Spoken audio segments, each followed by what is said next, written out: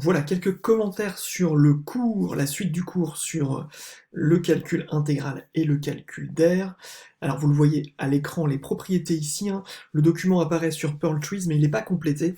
Donc ici, juste quelques explications et quelques commentaires sur ce document. Donc les propriétés de l'intégrale, si on prend deux fonctions continues sur un intervalle i, on a d'abord la propriété de linéarité, ce qu'on appelle la linéarité de l'intégrale, c'est-à-dire que l'intégrale entre a et b de f plus g, c'est l'intégrale entre a et b de f, plus l'intégrale entre a et b de g.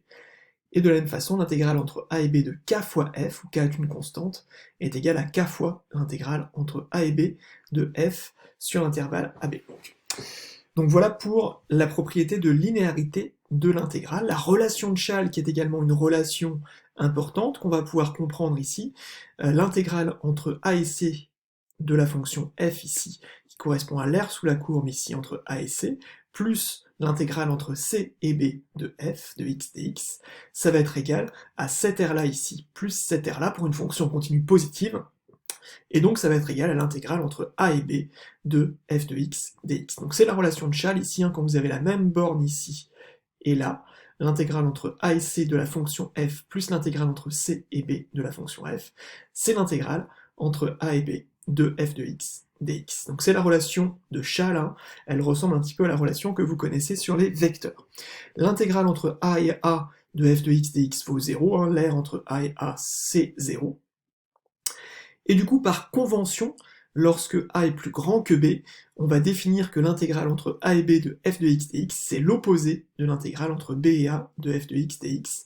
Pourquoi? Parce que si on ajoute les deux, intégrale entre a et b de f de x dx plus intégrale entre b et a, en vertu de la relation de Chasles, ça doit faire l'intégrale entre a et a, et donc ça doit être égal à 0. Donc voilà pourquoi on a cette convention ici. Si on change l'ordre des bornes, on obtient l'opposé de l'intégrale. Là aussi, ça ressemble beaucoup à la relation qu'on a sur les vecteurs. Enfin, si on a deux fonctions f et g avec la fonction f plus petite que g sur l'intervalle ab, alors l'intégrale entre a et b de f de x dx est inférieure à l'intégrale entre a et b de g de x dx, à condition toutefois que les deux bornes a et b soient dans le bon ordre.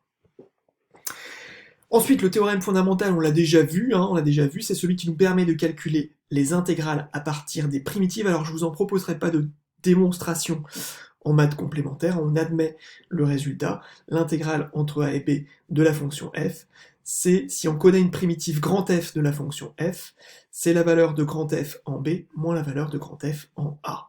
Donc ça c'est le résultat important qui nous permet de calculer des intégrales à partir des primitives.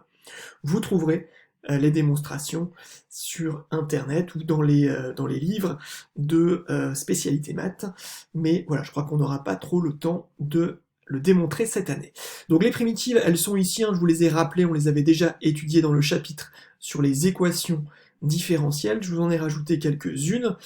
Donc une primitive de 1 sur racine de x, c'est 2 racines de x, une primitive de 1 sur x, c'est ln de x, puisque vous vous souvenez que la dérivée de ln de x, c'est 1 sur x.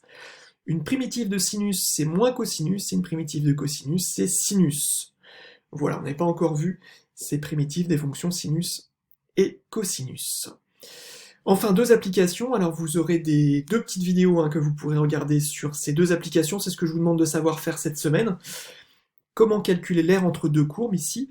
On suppose que sur l'intervalle AB, la fonction f ici est supérieure ou égale à la fonction g qui est ici, hein.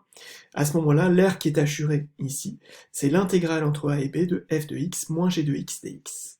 Et enfin, la définition de la valeur moyenne d'une fonction.